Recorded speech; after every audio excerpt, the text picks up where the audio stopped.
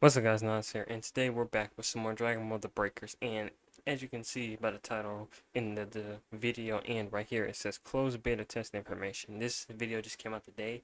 I'm reacting to it a little later in the day than when it came out, but basically this is a video about the closed beta and some also additional game information, and let's get straight into it and not waste any more time.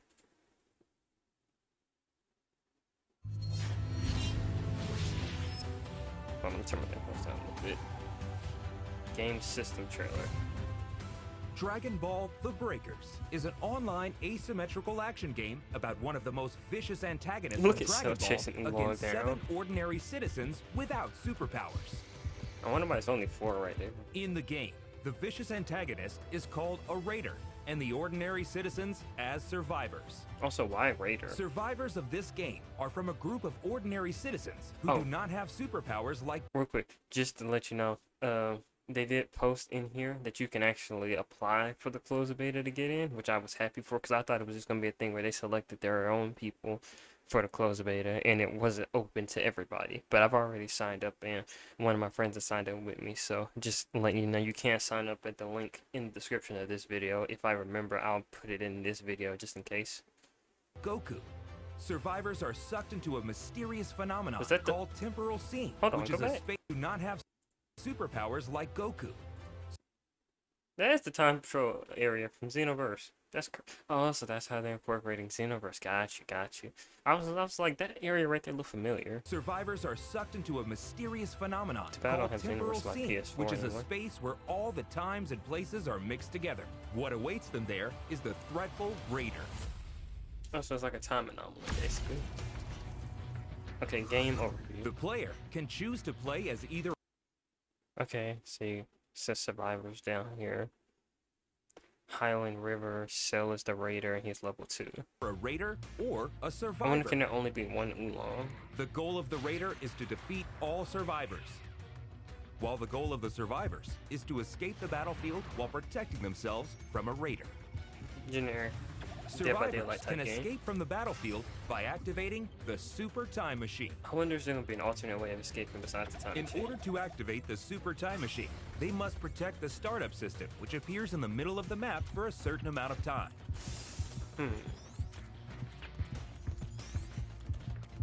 If survivors are able to defend the startup system until the activation is complete, the power of the Super Time Machine will fix the temporal scene and allow them to escape from the battlefield. So kind of like in order for the startup system to appear, survivors must first set the power keys. Okay, so those are like generators. There is one power key hidden in each area. So the survivors must find and place it in a specific location. If this is going to be a game good for groups and not good for just random people. The more power keys are set, the less time it will take to defend the startup system. Okay, so more keys, it's a faster it goes. If the startup system is destroyed, survivors will not be able to activate the Super Time Machine.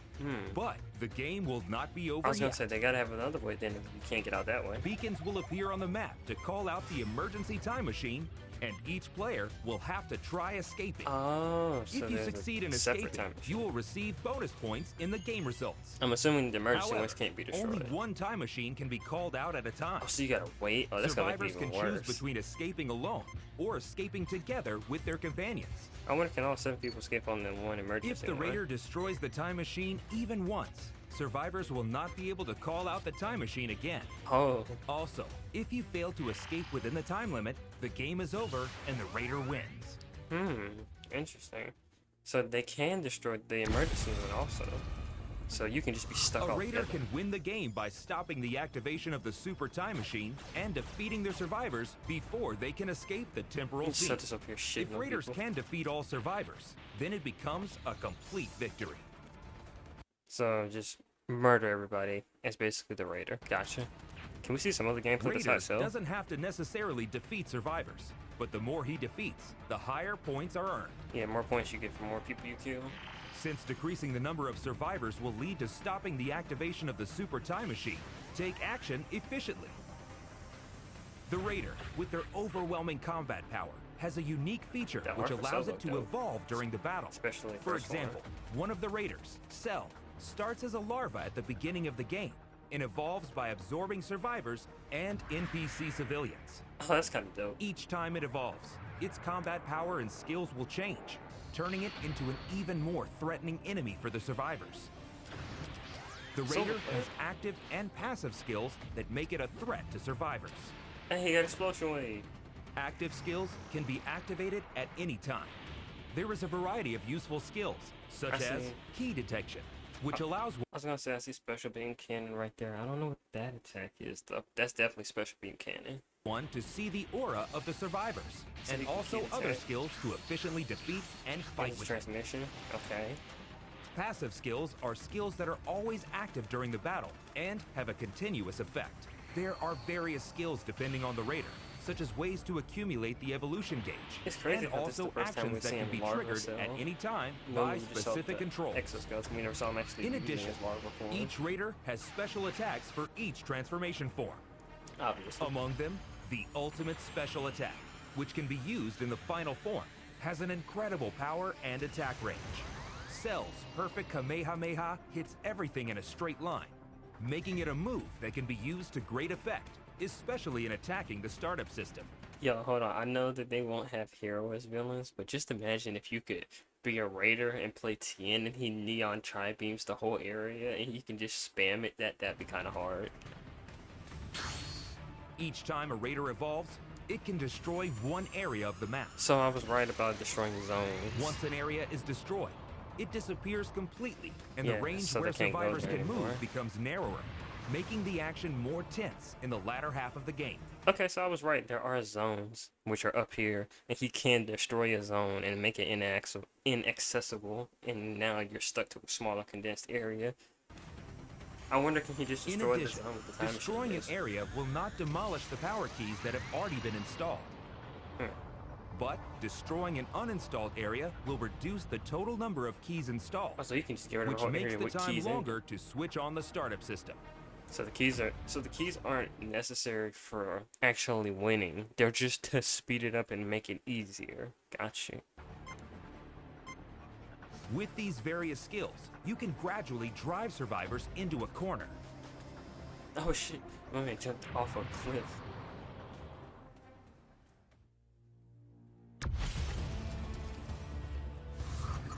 Although the Raider is overwhelmingly powerful, survivors are not unarmed against this threat. I was gonna say, I saw him shooting rockets and shit. Several countermeasures exist. Survivors can also use active and passive skills. Okay, so we got... For example... Go back. Skills. We got a... Not bad. We got a grappling hook, smoke screen, a sand pod, and the camouflage, which I'm assuming is Oolong's ability to transform.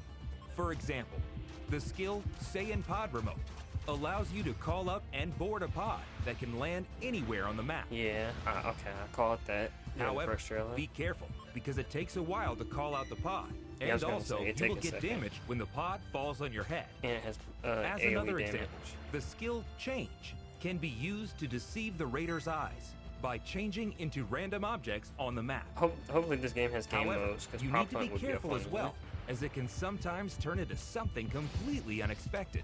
Oh yeah, that's gonna Unless you use these skills to your advantage, it will be difficult to escape the powerful Raider. Oh yeah, see, you can't even fly. You gotta use rockets. Dragon Change is one of the few ways that survivors can use their power against the Raider. Survivors can equip up to 3 Transpheres, a sphere that contains the souls of super warriors. Dragon Change can be activated by collecting a certain amount of change power on the field, they just showed, allowing you to fight. Was those the only people they showed? Goku, Vegeta, and Piccolo? Yeah, those are the only 3 right there. They might add more, so you might actually be able to play as other Z warriors. That survivors can use their power against the Raider. Survivors can equip up to 3 Transpheres, a sphere that contains the souls of super warriors. Yeah, they got attacks like Galaxy. Dragon Change can be activated by collecting a certain amount of change power on the field, allowing you to fight with the power of a super warrior for a short time. Imagine everybody just gets that power. However, the Raider's power is still overwhelming, so it is recommended to use it as a temporary countermeasure, or use other skills depending on the situation, It would- such as escaping with the use of flying techniques. It would be fun to fight Transfers Cell can be and set not in run. a spot of Like to level try 1, to fight and kill 2, him. and 3. The higher the level, the stronger the skill will be. But on the other hand, more change power will be consumed. Okay. The form of the raider that you can fight against is determined by the change level. When you fight, make your decision based on the power balance between you and the opponent. This is complex and got some depth. The timing of activating Dragon Change is very Okay, important. beat his ass. Whether you want to fight, flee, or go to rescue, use it strategically to get the most out of this ability. Okay, so it's not just offensive. Various items can be used on the It can field, also be defensive. Maybe such as a human. weapon that can be shot directly at the raider, Oh, vehicles that can so you move can use around the special field quickly, attacks. and a radar that can Yeah, there goes search that for the dragon radar. activation key. Utilize a variety of items and try escaping the battlefield. So the radar can be used to get In the addition, key. there Okay. are also Dragon Balls on the Oh, so there are Dragon Balls. So, wait. Pull the radar again. So, I was right. So, those purple spots are players, and those are the keys. I didn't know what they were for at the time, but they're the keys to speed up escaping, and then there are Dragon Balls. So, I kind of guessed all of those right. field. If you collect 7 Dragon Balls and offer them on the altar, So, you can Shenron summon will appear, Shenron. awaiting to So what make your wish wish do you come true. get? Survivors can wish to increase the change level by 1 step for all survivors, or maximize their own change level to 4. Ooh.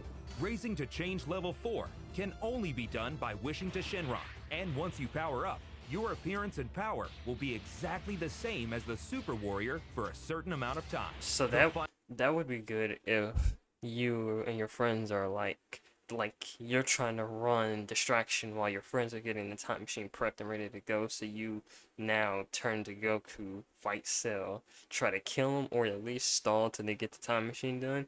Then, like for example, let's say you fought him off long enough, now you go and escape. final That's form of the smart. Raider is of course incredibly powerful, but increasing it to change level 4 will be the only way to counter with equal power. Summoning Shenron is not mandatory, but it will definitely contribute to the victory of the survivor. Yeah, definitely. It is extremely difficult to collect 7 Dragon Balls in a limited time. But by cooperating with your teammates, you may be able to collect them faster. Yeah, that's the thing. But careful, They technically haven't said how much time each game is gonna be. It's gonna be like 20-30 minutes or something like that. And he can summon Shenron? Oh no. the Raider can also make a wish to I wonder, Shenron. can he just skip straight to his final In form? this case, the Raider can only wish to either level up just 1 transformation form or to Oh, recover so he stamina. can't go straight to final form. He can skip It is form, though. possible to sabotage each other until you get your wish, so don't give up your efforts until the end. You just start shooting yourself. Steal In the game, wish. It's possible to increase the chance of victory by cooperating with other survivors. Of course. If you are attacked by the Raider, ask other survivors to come rescue you. Ain't nobody doing that shit. If you are about to be defeated, Not and unless until the y'all countdown are reaches really 0, trying to win. your companions can mend your wounds until you are fully healed. Nah, most Don't people being forget to toxic is communicate. gonna leave you to The die. signal feature is one of the communication tools to let other survivors inform each other about their This is actions, definitely one of the those games where location of the people will Raider, be the assholes. location of items, and many other But that's things. what's gonna make it fun too. Make sure to use it efficiently with your companions. Lastly, the defense of the startup system is one of the biggest keys to cooperation. You can use Dragon Change, skills, items, or even directly operate the startup system yourself to shorten the time it takes to complete. Yeah, I feel like this is gonna be the main thing. It's gonna be, okay, you don't have to get all the keys, but you're gonna have to get to this part when you have to start up the time machine, and it's like you're going to need people distracting him, because if not, he can just, if he's strong enough, he could just go in and kill all of you while you're trying to power it up, and then, or at least bare minimum, stop these people from doing it. You will have to defend the system by using all the countermeasures we have mentioned. Help your friends, cooperate with each other, and try to break out with as many survivors as possible. So it got snapped away. That's dope though. Was a lot more complex than I thought they were gonna make it. Raider versus Oh, Survivor. you can stun him too. Experience the overwhelming Like power paralyze difference him in and hold him in strength, spot. and prepare to enjoy the ultimate asymmetrical battle action in Dragon Ball: The Breakers. Okay, Dragon Ball Breakers definitely look promising. Anything else? The beta test is confirmed, and go register to be one of the first to play. 11:30, 12:04, 12:04. Okay, so 11:30 is the registration deadline. That's in 6 more days, and 12/4 is the day that they're having it. So it's gonna be next month. Okay. Like I said, I've already registered, so I'm good on that front. Um, Damn, everything getting closed beta now. Multiverse has already got their closed beta thing that you can register. I've registered for that already, and now the Breakers is letting you register openly, which I didn't think they were. I thought it was going to be closed off, and they were going to have an open one later. But good to see that they at least give you the ability to register. For everybody, just to know, it is a closed beta only available on Steam, and they will notify randomly selected registration participants prior to network tests being live. So they're gonna let you know before they go live with the sessions that you've been selected and you're gonna be in there. So everybody go register if you want to hop in the breakers. I'm definitely already registered, so I'm just hoping I get in there. I'm hoping I get in here for multiverses also. But besides that, that's all for this closed beta info trailer. Let us see a lot more active gameplay on the game, and let us know a lot more about it and how the game will actually be going on. But besides that, I think that's it. I'll see if they have some more trailers for anything else before the closed beta. But if not, at least now we've got a great deal more detail and seeing more of what the actual gameplay will compose of. The only question now is, will it be fun after it comes out? But that's what the beta's here to tell us. But alright, I'll see you on the next video. Like, subscribe if you're new and want to hear more about the breakers, and I'll see y'all next time. Peace.